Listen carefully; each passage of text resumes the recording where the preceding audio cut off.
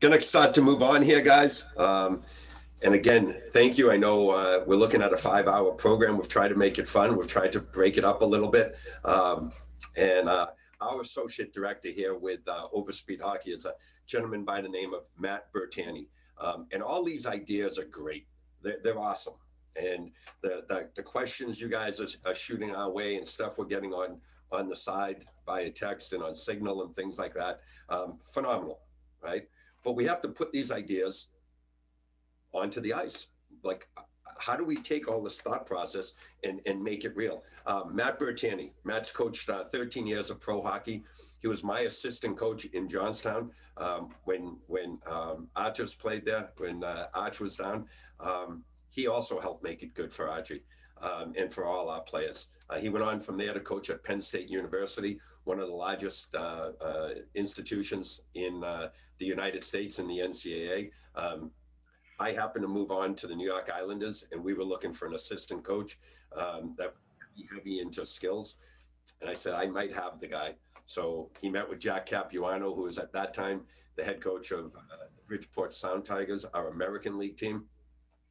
And he did such a great job with Jack. When Jack got promoted to the National Hockey League as coach of the Islanders, he took Matt with him, and Matt was able to coach in the Islanders system for 10 years.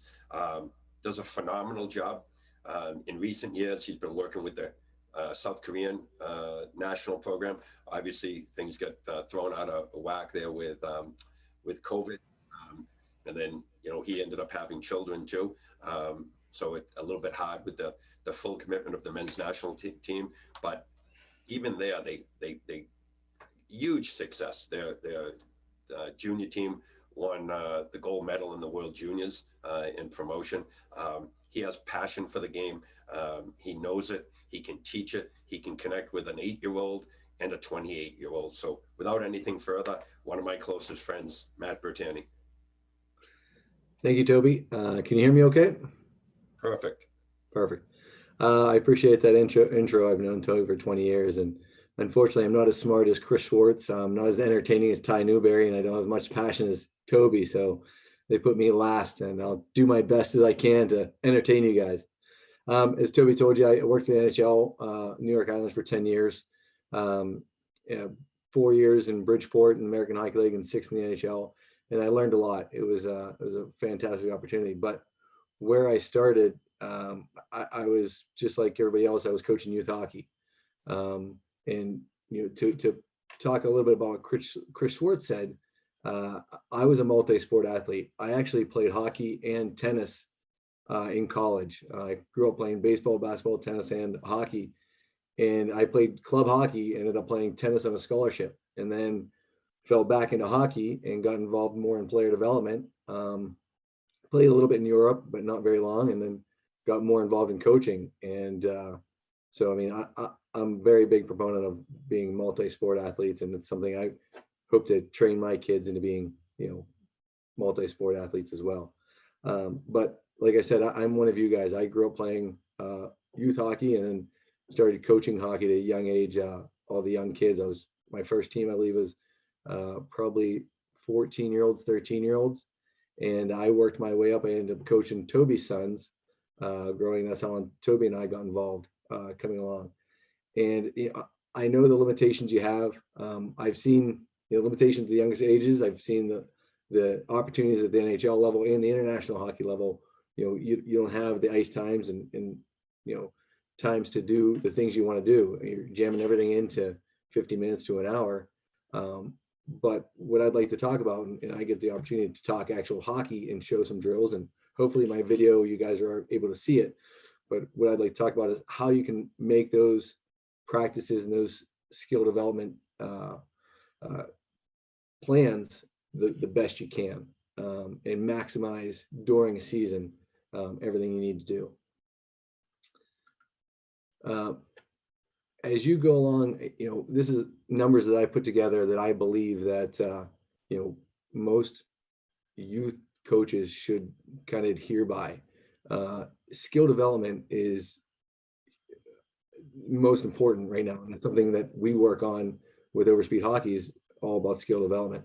Now NHL teams have 3, 4 5 skill development coaches. I was one of 2 with the New York Islanders. We had Bernie Cassell, who was in Bridgeport in New York on the island. He went back and forth. I was in Bridgeport, and then I went to the island, and I stayed there with the Islanders, and I worked on their skill development. I was out there with practice every day, working with guys and skating and skills. And I even had guys, I'm originally from Pittsburgh. I had guys come stay with me in Pittsburgh, and I worked with them here.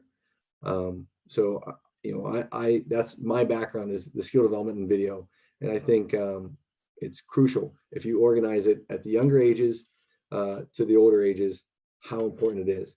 U12 and younger, you're looking at 80% of your practice should be skill development. I've gone into rinks and I see coaches at the mite 5, 6, 7, 8 years old age group, and they're running breakouts for 20 minutes. And they're mad because the kids can't make a pass or can't skate from here to there and make that pass or catch that pass. Well, they go every 5 times, once every 10 minutes, as Ty was saying. They stand there in line and they wait, where you could be working on those skills to become better at the end of practice, where those during the season, one of those incremental practices, 5 minutes here, 10 minutes here, begin to add up during the duration of that practice. And if you start that at the beginning of the season to the end, you're going to see the difference. And I'll show you some examples. Hopefully the video works well for you guys in Latvia, of what to do and how to do it in these practices. You'll see the implementation that we've organized. The U14, and as you get older, it'll change a little bit, because those players need to know a little more systems. And I'm not saying that you don't do any systems. You still have to have some structured hockey. What I've learned at the NHL level is, in the international level, the higher levels you go, the better, the more structured it is. Where the players are going to be. That's why the Datsuks and the Zetterbergs and the Crosby and the Connor McDavids, that's why they can make those backhand passes to who you think nobody's there, when they know that guy's there. So I'm not saying that your whole practice should be skill development, but the majority of it should be. They still need to know, for the most part, where to go. And I think that's pretty important. As you get to U16 level, you're looking at 50% of the practice should be made up of skill development. I mean, the national team development program for the USA is all about skill development. I mean, they get the opportunity to pick the best players in the country and put them together and develop their skill. We work with organizations currently that we do their skill development, and we've seen the progression from when they started 4 years ago to now, where they're competing at the highest levels at their level. It's not the NHL level, it's maybe high school hockey or the U14, U16, or girls hockey at their level respectively, but they're competing at the highest level because we've implemented the process, and the process takes time. It's not something that's implemented overnight and can be done in magic, and all of a sudden your kids are coming out and being excellent hockey players. At the U18 level, now you're increasing a little more with your team play and your systems and such. But again, we do at the NHL level. We do it before practice, we do it after practice, we do a ton of skill development. If you have 3 or 4 coaches that are doing skill development, the development of the players, then you need to create that time. And the foundations of skill development, what I talk about the most is skating.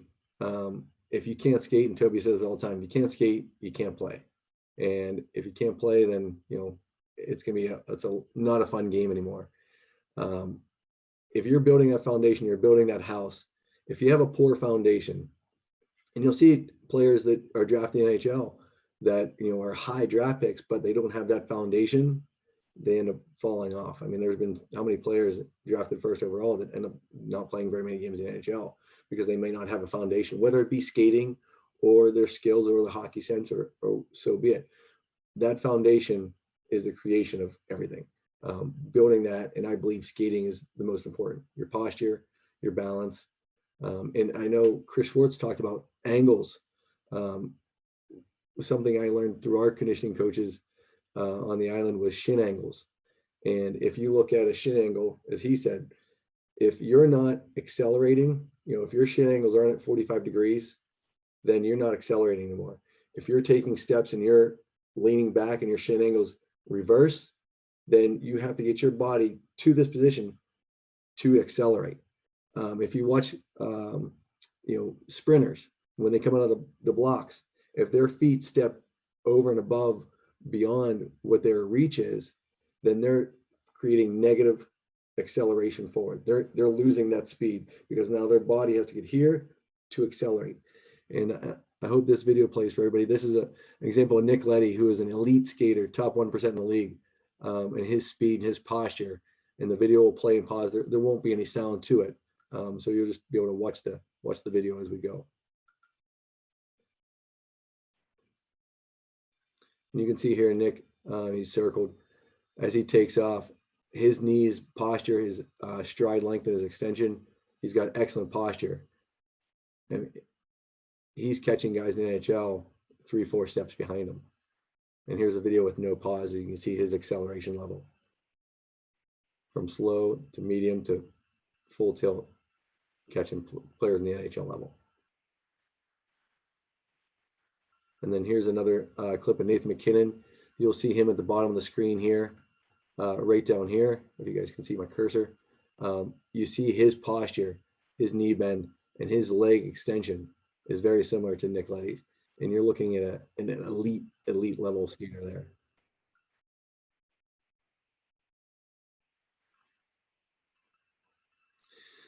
And again, you create that foundation, and now you start implementing that skating, and now you implement that skill work. Now we're looking at everything with pucks.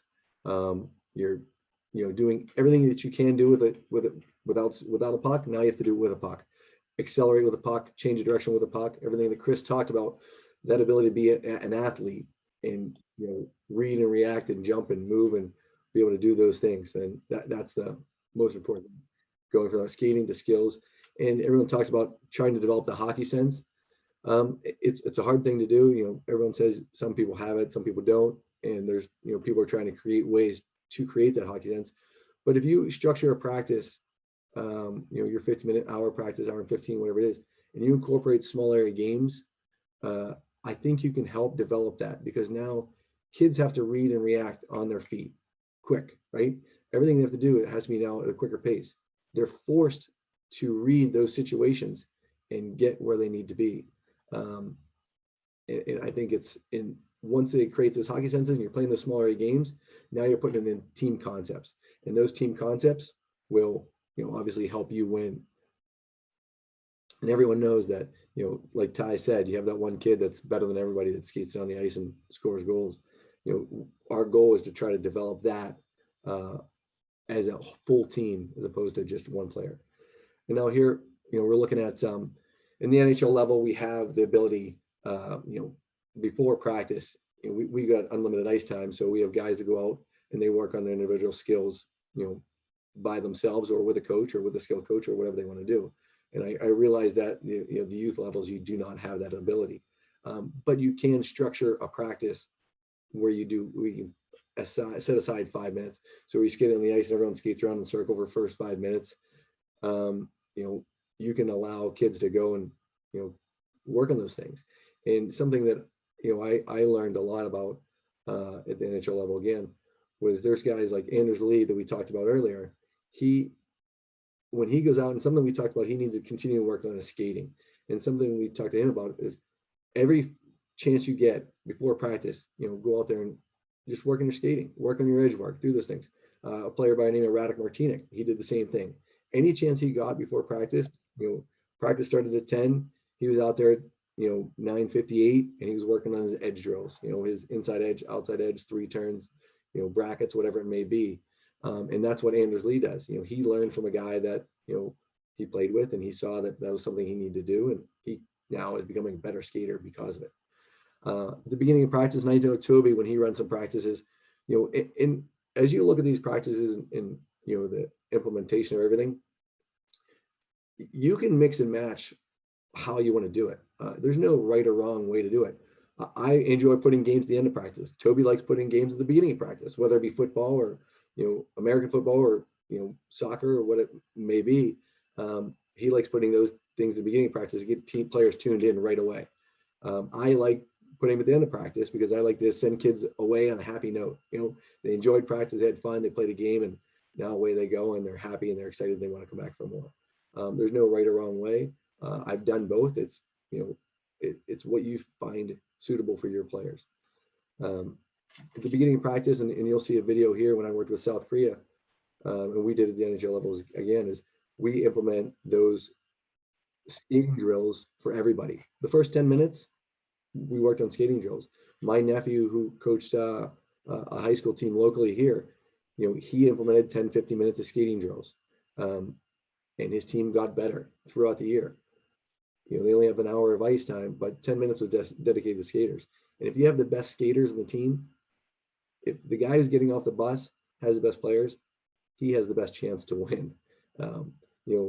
Coaches like to think it's all about them, but there was a saying that I learned from one of my coaches. It's not about the X's and O's, it's about the Jims and the Joes. It's the players that you're getting off of the bus. The guy that has the best players, he's usually going to be the guy that's going to win. And now, seeing at the highest levels, if you've got the best players and you're not winning, now it's becoming a coaching issue where those players need to be dialed in, tuned in from the start of practice, the beginning of the year, the whole way through. And that constant contact and connection has to be made throughout the season and how you're doing it. During practice, you can create individual skill work. And then 3/4 of the way of practice, you got team concepts. And then at the end of practice, like I said, maybe it be small area games or a split of forward and D, forward at one end, D at one end. If you have multiple coaches, you may be able to do that. And then after practice, again, back to individual skill work. And here's a little example of everything that we just talked about, implemented. And you'll see the first video here with Dennis Seidenberg. When I was up there, when I worked before practice, he's a defenseman. He would walk across, walking across the blue line. He was taking too many steps to get across and get that shot off. Everything happens at a faster pace, whether it's NHL or mites, everyone makes the same mistakes. It's whether it's just really fast or a lot slower. And what we were working on is getting that puck off his stick as quick as possible. And again, you'll see a pass, 2 steps, shot. And by the time he takes those 2 steps, the puck's on net. And again, I hope that's playing for everybody. It's repeating across. There's no sound for you, so you can just watch the video.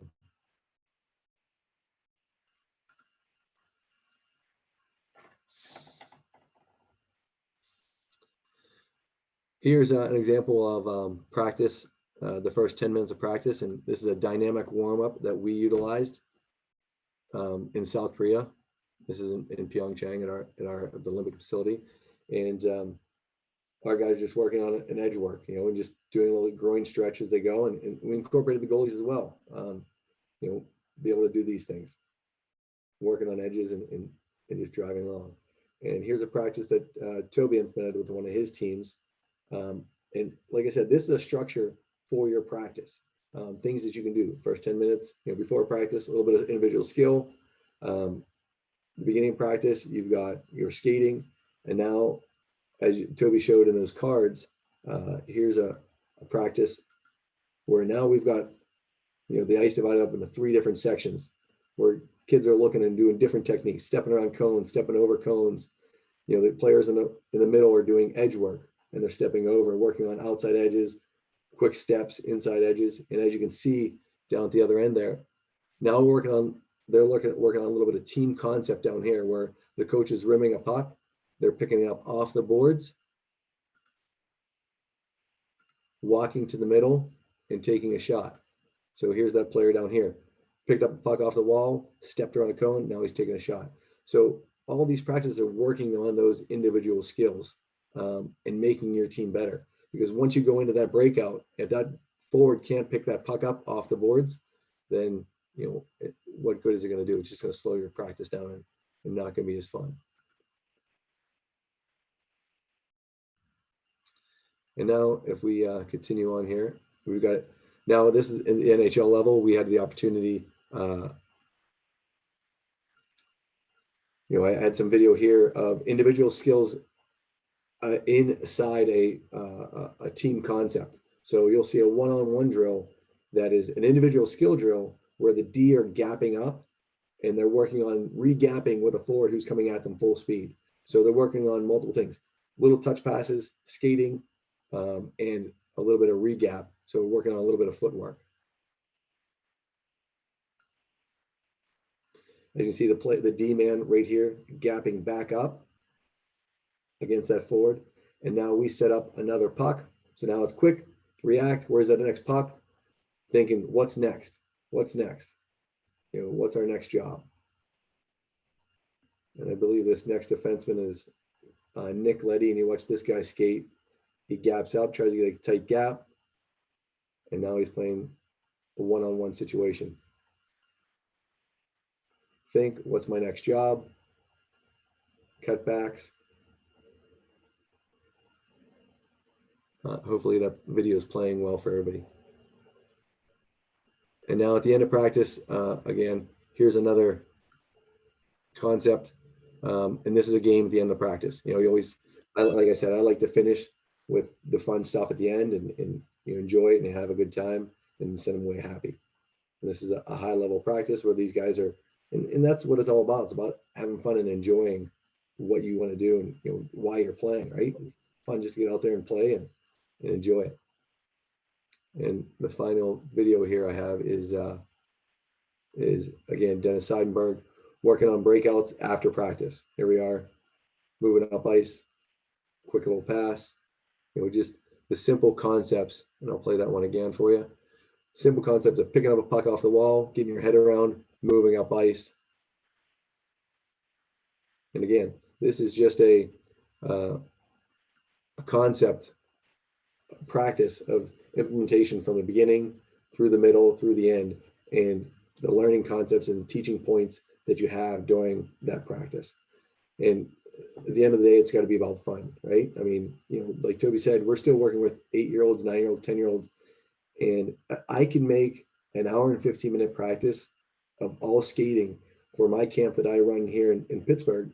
The first day is all skating, but the kids love it and they have fun because we incorporate games. You can incorporate games where you're jumping over sticks and you're playing tag, or incorporating those skill sets within a fun, exciting atmosphere. And if you do that, then you're going to create players that want to come back, and you're going to create, like Ty said, from birth to death, players that want to continue to play. And that's what the goal is. And try not to be those coaches that are just destroying dreams, and just let the kids have fun and enjoy it, and give them a little bit of structured play, but let them be inventive and creative and show you things. I mean, that's the fun part of it. We want to have fun too as coaches, and when we do our drills, we jump in. It's a good time to jump in and have fun. And I don't like to sit there and blow my whistle all day.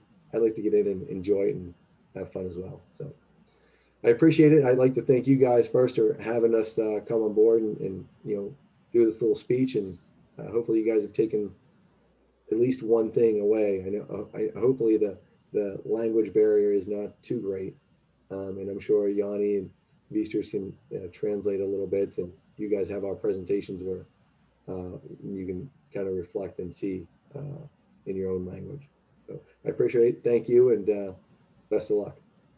Well, Matt, thank you so much. Before you turn off, and I don't know if Ty is on, or if he's on a pause there as well, but had a real good question come in, and I think it goes all the way back to everything is athlete centered, and it has to be that way. And sometimes that's going to take a little while to set that course, to set that chemistry within the organization and within the greater message. But I'd like to better understand the link between individual coaches under the same roof. How can they communicate? And two, how can individual coaches work together so you don't form mini organizations within the same group of teams, Matt?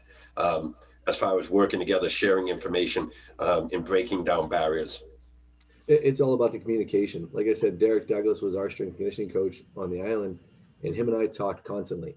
And that's where I started learning about the shin angles. And when I was the guy that was skating the guys that weren't playing, or doing the conditioning for the guys that were coming back from injury, I was in constant contact with him. And again, I'm watching the videos and I'm watching the players, and we're sitting in the coaching room talking, just having conversations like we're doing here.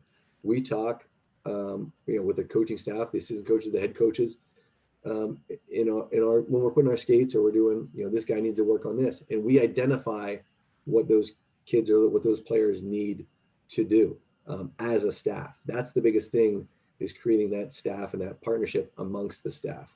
Um, you know, it's harder at the younger ages because everyone's coming from work, or they're coming from here, come from there. But everyone's, for the most part, you can shoot an email or, you know, a text message, or you're putting the skates on, you know, next to each other, and you just have a quick 5-minute discussion. And those individual skills, they don't have to be individuals. They can be 4 or 5 players at a time. And that's something that we incorporated as the years went on with the Islanders. Is we incorporated 4 and 5 players. We identified these 4 or 5 players need to work on the same thing. They need to work on their, you know, retrieving pucks, or their stick on the ice, or their battles, or those type of things. And each coach would take, all right, today I'm taking these guys, or I'm taking those guys. And it was a simple fact of communication amongst the group and amongst the staff on identifying what needed to be done, how it needed to be done, and who was going to implement it. And I think that question is important. And like I said, that's a top-down policy.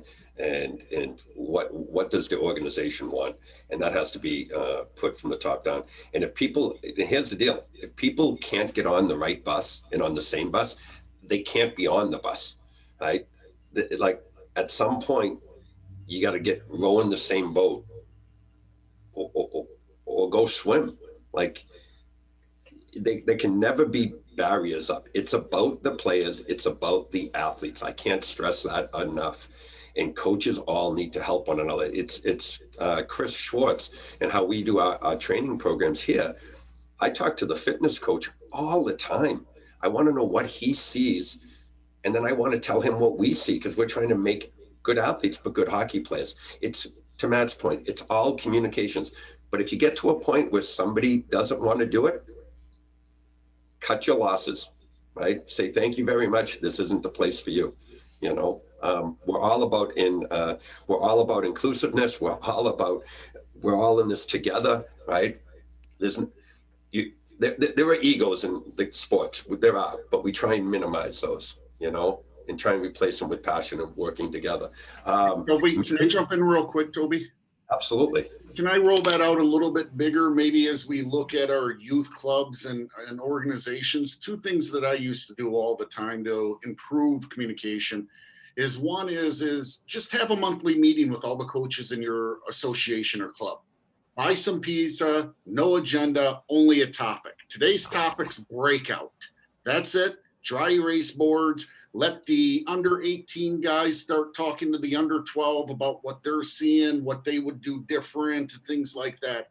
And the other thing that I did, and I don't do it as much anymore. I don't know if the world is moving faster or just my world is moving faster, but I always wanted more coaches on the ice. So if I was coaching at 7 p.m., I was coaching at 7 o'clock, I would go to the coach who was on the ice before me, who was coaching the under 12s, and I said, hey, I'll make you a deal. I'll come out for your last half an hour of your practice. You stay on for the first half an hour of my practice. And then I'd go to the guy or the gal behind me and do the same thing. You come out for the last half an hour of mine, I'll stay for the first half an hour for yours. So instead of me and 2 of my coaches working with 18 players, my coaches got the experience for the first half an hour of having 6 coaches, which gave us a 1-to-3 ratio of working, but 3 different personalities. And then halfway through practice, there was a change in a feel as a new set of coaches came out on the ice. And now I'm learning from the guys coming up behind me and the guys in front of me. And just, it helps with the communication and seeing and learning and stealing. Probably more than anything, stealing as much as you can from everybody. So, you know, if I say something too, Toby, real quick? By all means. And it's not about getting like-minded coaches. You know, Toby and I know we've disagreed on things and we've had battles about things, but at the end of the day, we're headed the right direction. As long as you have that staff that's, you know, agrees that to disagree, as long as you're both pointing in the right direction, that's fine. You might have a different concept of this or different concept of that, and that happens in, you know, every coaching level. I mean, I've seen it at the NHL level where someone doesn't agree, but at the end of the day, when you walk out of the locker room, you're a united front for the team, because if your team sees that division, The players, especially the NHL level, they're going to see that, they're going to feel that, and it's going to cause a problem. As if you come out as a united front and you're saying this is what whether you disagree in the locker room or you disagree in the coach's room or wherever, it doesn't matter. Once you step across that and you go to the locker room, you're all in the same point in the same direction, and you agree at that point on. And that's the biggest. That's what matters the most. Totally on both of those. We got a question for you too, Matt. Come back here, and then we'll get moving on, and we'll do a lot more question and answer in a casual setting later. But take that idea. Ty had one more step. Obviously, ice is a commodity. So what we've done a lot of times is very much the same, but a team will practice for a half hour, and then two groups will share the ice, but the coaches will have worked together to do all skills or all skating for a half an hour, and then they'll continue on. So what it ends up happening is there's going to have their own practice, a shared group, and then back, so that the kids actually get an hour and a half of ice, and they get to work together on skills, and then they move on to other things. So there's all kinds of creativity that can be applied to this stuff. And the only thing in all this is our own minds, or that of some of the coaches. So the only way we can do things better is to work together and to communicate. Sharing information is awesome. The question, Matt, is regarding pro players. Great job laying out for youth players under 18, which a lot of us are. But even at the pro level, how much of a practice, how much skill ice do you feel they need per day, per week, etc.? It varies. It depends on the work level. When we're playing 82 game level, once you get in January and February, it's you're looking at managing their time and their fitness level. And I believe Chris talked about that now. They're right now they're playing at basically every other day at the NHL level. You have to manage their fatigue level because there's coaches that always say you can't win a game in practice, but you sure can lose it, because you lose those players if you hurt them or whatever. So you have to take, an account what their workload is and apply that to the practice. If you've got 3 days, you got 2 days off or whatever, that day off, the next day is a skill practice, high tempo skill practice where they're working on those things. So it all depends on your practice level. If you're, at the college level, they practice all week and then they play 2 games. In that scenario, I would say when they come back off their day off on Sunday, Monday is an all skill day, and then Tuesday's skill, and then they start tapering off. Again, it depends on that level of what they're going to do. With us in the NHL, the guys that felt good. I mean, even the guys that aren't playing a lot, that's a time to get those guys and really work on individual skill. The guys that like the John Tavarises, you let them kind of dictate how much they need or what they don't need or what they do need, or you limit their amount that they're on the ice. Some of those guys, we're going to blow the whistle and kick them off the ice. It's like they just want to go on, and we're like, that's part of coaching too, is managing. They don't understand the stress levels that they're on because they just want to go and play and have fun and enjoy. But it's like, all right, get off the ice, because now as a coach, you're looking ahead saying, we've got, 3 games in 4 nights. You can't be on the ice for an hour and a half, after practice working on stuff. You got to manage your time, and we got to manage your legs. And we also did the same thing with practices post game, or the next day after a game, shorten those practices. As the season gets longer, the practices get shorter, and you start limiting the amount of ice time they have. Great answer on that. And then just to follow up, and I want to make sure with translation, I got a quick message here, but on Ty's idea, followed up by mine. So you have 2 teams. They each get an hour of practice ice. Now the coaches get together. The first half hour, team 1 gets their team practice. Now the coaches get together, and for the next hour, both teams work together, and it's all skating and skills. So now those kids that normally get 1 hour of ice got an hour and a half. The second team that came on and did the hour of skating and skills, they now on the backside have their half hour, and they do their team practice.